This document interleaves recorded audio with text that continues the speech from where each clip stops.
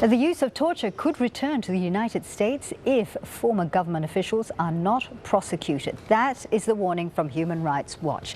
The group wants the White House to hold officials from the George W. Bush administration accountable for their actions in Iraq. Lisa Stark reports. This is too serious a crime to ignore. It's too grave to ignore.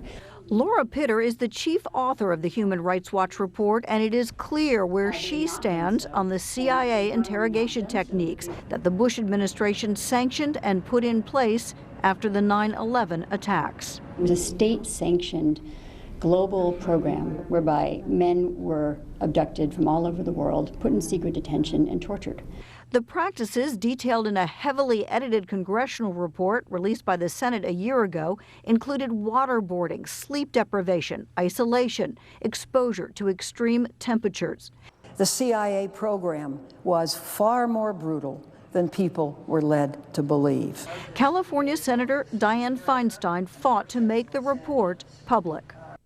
It shows that the CIA's actions a decade ago are a stain on our value and on our history. Human Rights Watch says no one has ever been held accountable. It wants a criminal investigation into nearly 24 former Bush administration officials, including President Bush, Vice President Cheney, CIA Director George Tenet, Attorney General John Ashcroft, and National Security Advisor Condoleezza Rice.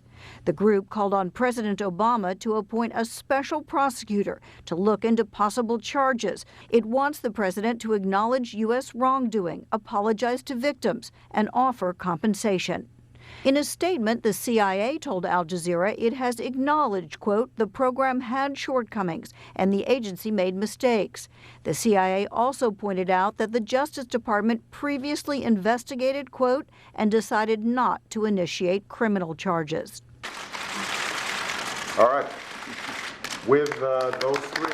President Obama, as one of his first actions in office, banned these interrogation techniques.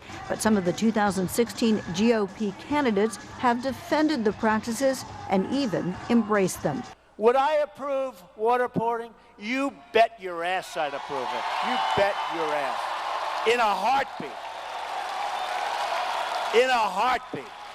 That concerns Human Rights Watch, which says accountability is critical to send a message to other countries and future U.S. presidents.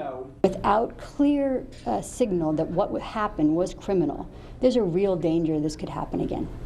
Lisa Stark, Al Jazeera, Washington. I'm the leading state sponsor of terrorism.